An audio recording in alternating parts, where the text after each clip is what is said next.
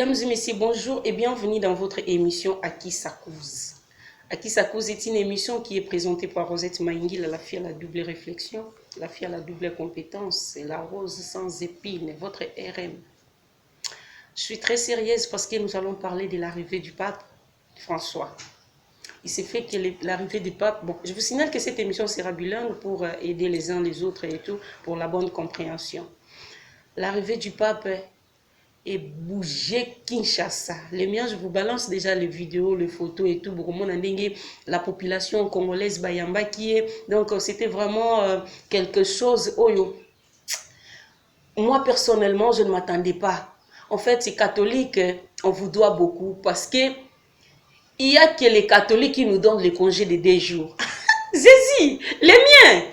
Donc, on va dire pour 2 jours parce que et c'est là qui pape, ça fait vraiment du bien et tout. Ce qui est vrai, c'est qui a fait encore plus du bien. Parce que pape ayeka kate tourisme, ayeka kakotambolate, mais le pape est venu pour nous réconcilier en fait dans les conflits frontaliers autour surtout entre la RDC et la Zambie, entre l'Angola, Nabamboka et tout et tout. Donc l'arrivée du pape est kapona ko inir biso lisusu pour nous transmettre un message aux forts soutenu aussi par la prière. Je vais tout à l'heure vous lire ce que le pape a dit dans message naïe. Vraiment c'est ce qui m'a plus touché. Le pape dit ceci, le mien, il dit: je viens à vous comme un pèlerin de réconciliation.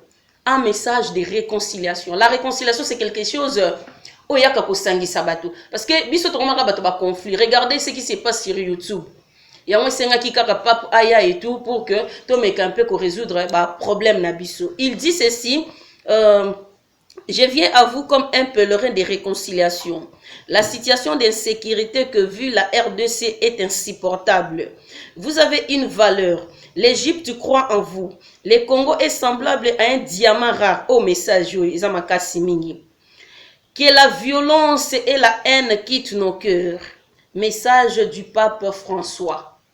Les miens, vous avez compris les messages. Parlons de ces messages, je dois partager ça parce que c'est un message prophétique, un message de prière qui nous pousse tous à se réconcilier. Par là, je dis directement à maman Gloire Kokolo depuis les États-Unis, la prophétesse, ce message est pour vous aussi, maman. Soutenez-nous.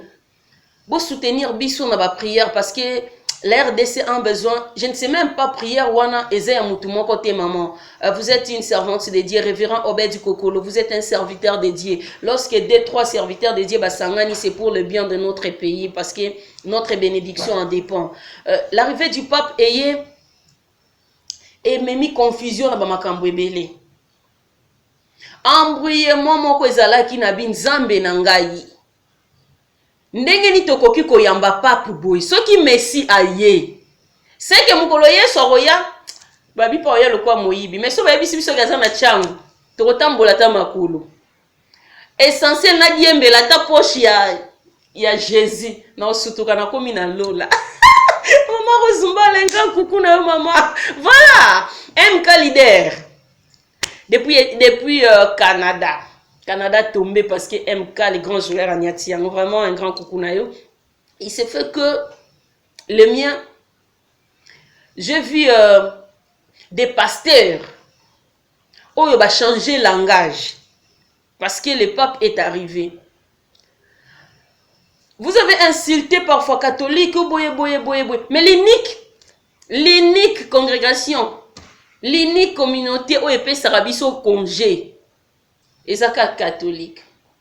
Oui, c'est vrai, bah réveil eza bien parce que bah eko pousser biso na ba révolte spirituelle.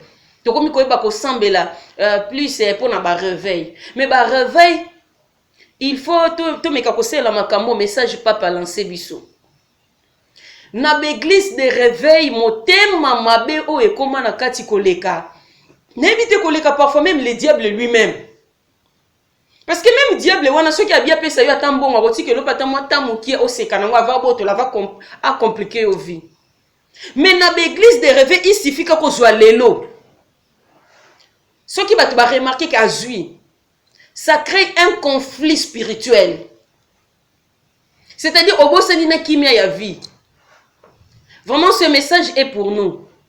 Les catholiques nous montrent comment il faut se comporter. Moi, je ne suis pas catholique, mais ces messages m'ont beaucoup touché. Nous irons à l'église, parfois on a peur de saluer l'autre. Vous priez aussi, si vous tournez, regard, tu deviens un sujet de moquerie. C'est-à-dire, oh, comme il est à matin niveau, il faut qu'à matin niveau. Sinon, c'est toi la sorcière dans l'histoire. C'est toi le sorcier. Parce que ozo yana oyo zanango, omona kati bango de ba changera te keba, bango ba changera makasi na butu. Niveau spiritualité na biso elekande loketo koma kokanga mutu nyo sondoki. Na kozala na 10 000 francs na saki, na lobi, na so matama kemba 5 000 francs, mama kala 500 francs, mama il a 1000 francs, 3 000 francs na bomba na saki. Il suffit que voisin ayoka solo wana ya makemba. C'est fini, ma vie est devenue combative. Elle se prend pour qui? Les chrétiens. Pape est venu pour nous annoncer la bonne nouvelle. Il nous pousse à se réconcilier. Conflit frontalier. Parfois même entre nous les RDC. Province ya na province bakokendete. To komi na ontina ba commune na ba quartier, bana ya quartier o bakoko ta quartier, te bana quartier. Une fois je suis allé so na bina tanga kombo bana commune on peut ba yo inanga pamba. Na komi c'est-à-dire avenue oyo batongambo bakoka tsangambo yote. Moi je suis arrivé vu qu'on avait une réunion de l'association des jeunes de l'autre côté. Na lingi na benga bango na signaler bango ki na komi place c'était là c'est. Bato bazaki na ngamba bisi maman. Zwa no téléphone obomba na saki awa koto bato koto ba okatsa ngamba kuna te benga mutaza kuna ya kozwa yo. C'est-à-dire entre nous quartier na biso avenue na biso na avenue koto toyoka na te quartier on na quartier na bayoka na raté. Les messages y a pas pesant to se réconcilier. Ba ene leki mingi na mitema eloko to welela ke yeba na raté. Ta vie ekokoma ya ngate Bernice Nkunga. Je te salue hein mon salibala. C'est-à-dire, il y a une prospérité dans le éco mayangati. Moi, je dois t'accepter tel que tu es. Toi, tu m'acceptes comme je suis. Kito kona yo atana bunzi makasi na checho kondenge ni na komande tiyote. Ngalo kwa nzamba lingaki que je garde ma peau noire, je dois rester comme ça. Il suffit juste de trouver une lotion là embellissante et puis na bandi ko sokolata mwindu na nganda. Mais sinon, toi, tu restes avec ta beauté. Moi, avec la mienne. Tu restes avec ta prospérité. Et moi avec ma pauvreté. Si tu veux m'aider, oui, gloire à Dieu. Mais pourquoi bolingi ba conflit bo et tout? Pape nous dit, to se réconcilier to longola ba haine. To bimana ba conflit inutile, ba conflit où ils ont porté les biso et l'autre côté. RDC zozon akaka sima. Il dit l'Égypte bazo envier biso. C'est-à-dire ça c'est un pays promettant. Mais biso moko na mitema na biso ya mabe. Tozo koka ko faire avancer mboka na biso te. Même le président de la République a la volonté de sala makambe. Yé moko sala ngondeni. Azo sa l'effort à décentraliser pouvoir, mais aussi mbaka te o koto so ba pesi mbongo ayibi. Mbala liboso na mona mboka oyo ba même ba politicien ba koma ko s'investir na kotonga banda ko batia ba locataire. Mbala liboso, si vous sillonnez le monde entier, l'unique pays où les politiciens sont locataires, c'est la RDC. Non, vous n'avez pas dit que individu simple, si je trouve moi $1000, je vais locataire qui tienne à ma belle, ceux qui n'ont pas canini. Natongi atangar nanga tie locataire après ça ngata 3000 francs. Les politiciens batonga ba industrie. Bo tonga ba industrie, bo engager, bo élargir mboka. Ah ouais, au moins, la politicien a un immeuble à 5 niveaux. Chaque appartement, $800. Mbongo ekomi kaka epana bino moko. Bolo bananga siko. Mboka munene ndeti RD sata izina tomate ya linzanze salaka te. Quand je me fâche, les gens viennent. Sans épine, sans épine. Quoi? Kosilikate. Ça devient compliqué. On n'arrive pas. Nous avons des diplômes à la maison. Oh non! Batanga kabiente, bakendaka kufuta futa bambongo kuna bazoleka. Bazokende kosala ba aventure na université. Ah bon? Mais ceux qui tosali ba aventure na ba université, bo pesa biso ba papier. Toye kosala ba test, ceux qui tozu bo pesa biso misala. Bo ko bengisa biso na ba test, toye na ba test déjà ba recommandation eleki. Ata na sali 100 fois, 100 tours ya ba test. Ya pamba.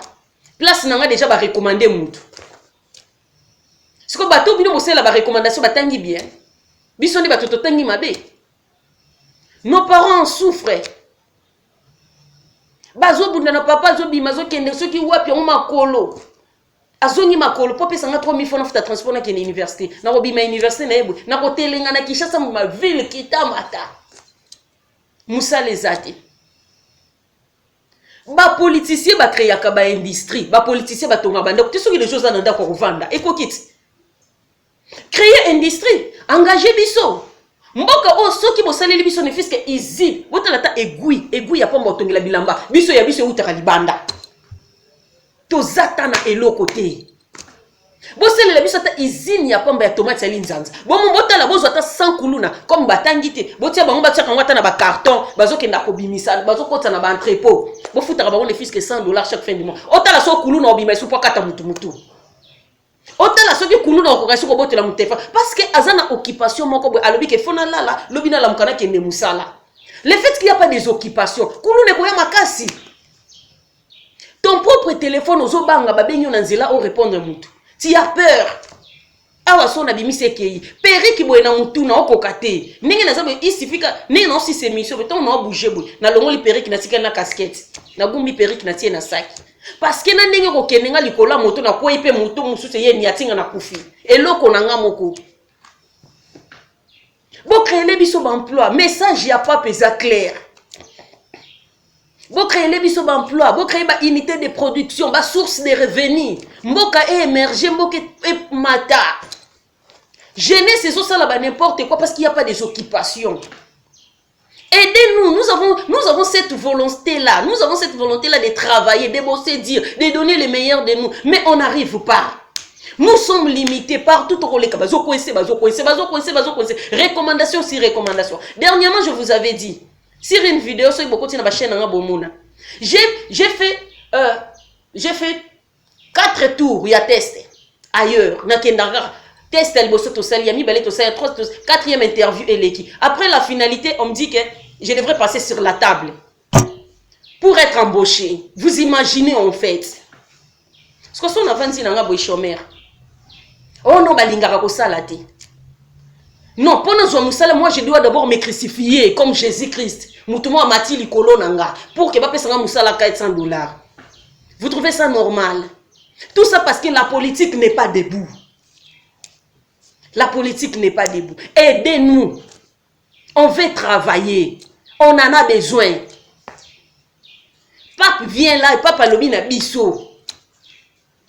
Ailleurs, bazo enfier mboka oyo. Parce que bato libanda na soki baye awa, bazo ya ko investir. Maintenant, ba ya pe investissement. Yo ka ba taxe milai. Bato. Tozalaki ana nini oyo eloko oyo nini bande ko pesa biso bato nyonso ba bande ko kende ko linga ko somba biloko ko na soki ba midema soki nini. Botala ba orgaman.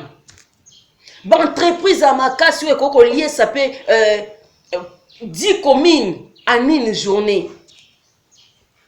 Taxe likola taxe, impôt sur impôt, impôt sur impôt. Lelo ba société zokoya. Donc, bino mo boli ko ça lelo côté, bato libanda soki ba yeba ça lelo ko, bo kompe ko compliquer bango vie.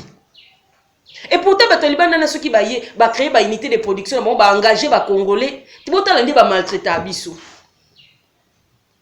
Tu n'as pas un mot à dire devant cet étranger, mais dans ton propre pays. Mais nous, lorsque nous sortons dehors, on nous traite vraiment, en fait, on te rappelle, on te dit que tu dois vivre en sachant que tu es étranger. Mais chez nous, ici, tout le monde se sent à l'aise, tout le monde se sent dans son assiette. On ne dit rien. Tout ça parce que vous,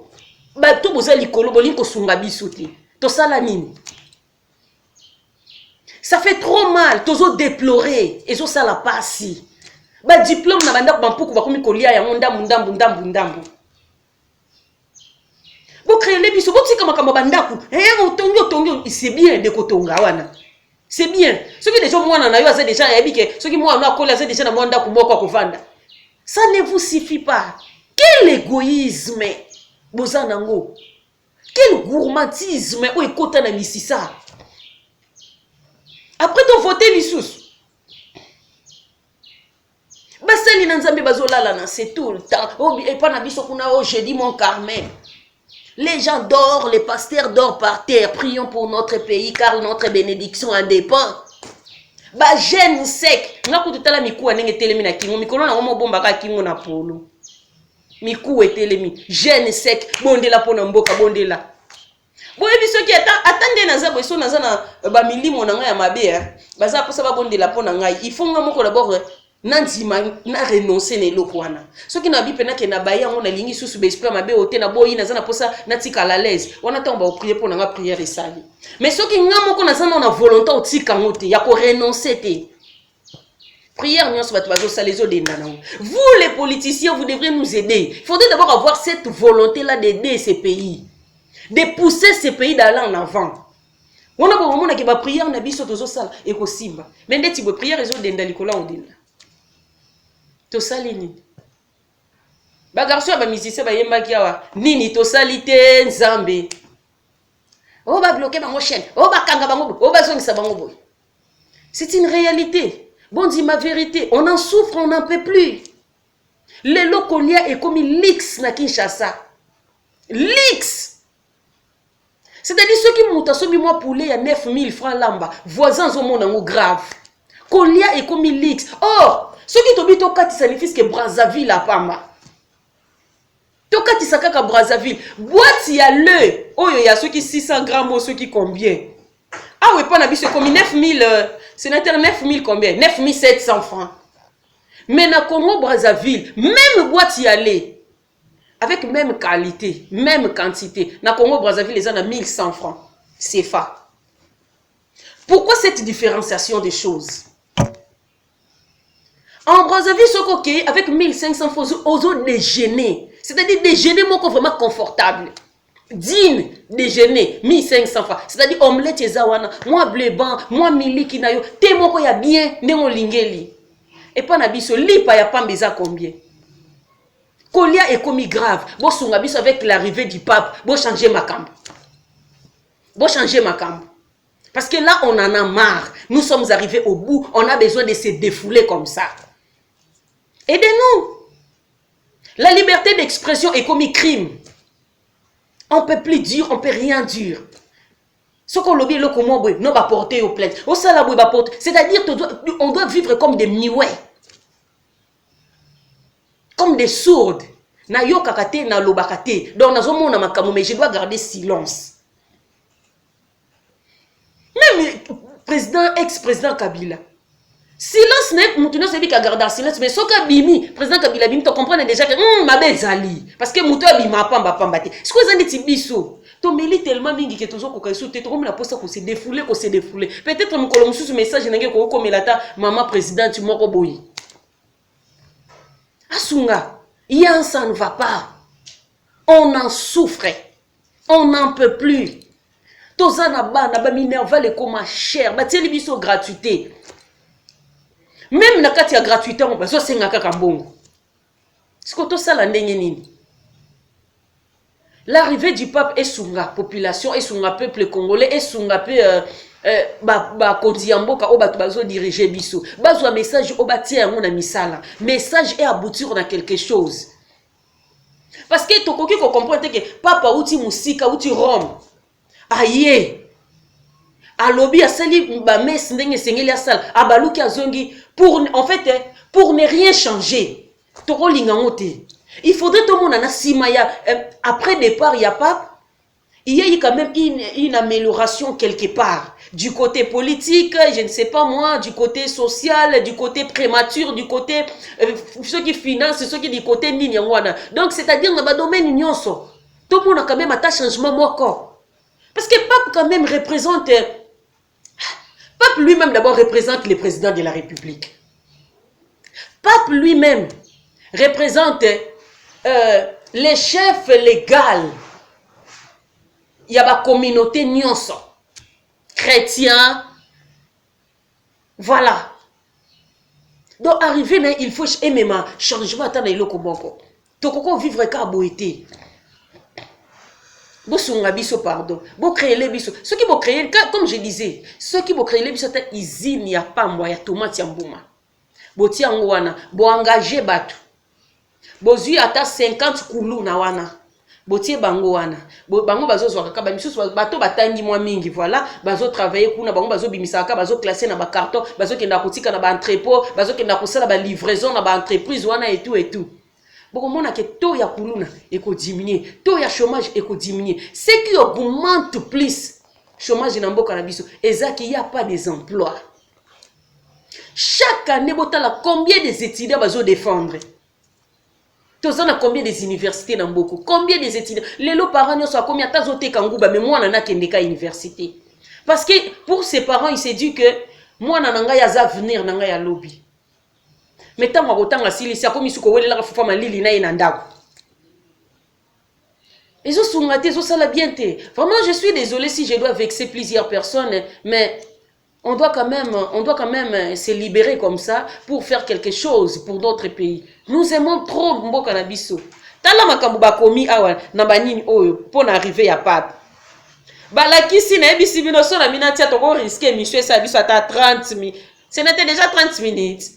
Tokende kaka doso na bina tangela bino biloko bato bakomi awa boko seka nyonso na bato misusu bazoti onka pona plaisir mais ça diminue aussi mboka oka muta komi eloko moya bo après komi mboka elengi na nini tango bato bazolo baboye tala peuple oyo boye asali boya zongisi boye mwana tangeza te za média les miens mais quand même ils ont sungate bo sunga biso bo faciliter biso tâche parce que toza na posa ko avancer na vie to na posa ko tanga to na posa ko sala misala ya ba classe to tangi to avancer papa lobi na biso ba mboka libanda ba kontaka na biso batalela ka biso mais biso moko asiko totalela ka banani tandis que biso et ceux qui Égypte bazo envier biso mais biso siko to ma ko envier Égypte né na zabe na kuta une opportunité au Kenya Égypte bo kanisi ke na boya bolimbisa ngale mi na boya te vraiment je vous aime trop les miens, c'est la rose sans épines, héros dans l'ombre sans épines te sali. C'est la rose sans épines, la fille à la double réflexion. Ingénieur Didier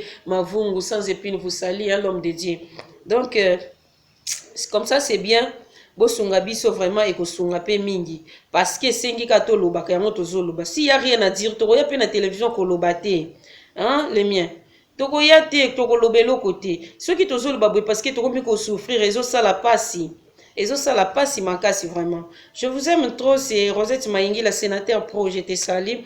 C'est Rosette Maïngi, la fille à la double réflexion, la fille à la double compétence, la rose sans épines, la fille qui parle rien que de la vérité. Voilà. Si c'est votre toute première fois de nous suivre, n'hésitez pas à liker, de commenter. C'est comme ça que vous allez nous aider, vous allez nous pousser d'aller encore plus loin. Roger Soukouma, sans épines, Tessali. Donc, on se retrouve à une nouvelle émission. Bisous.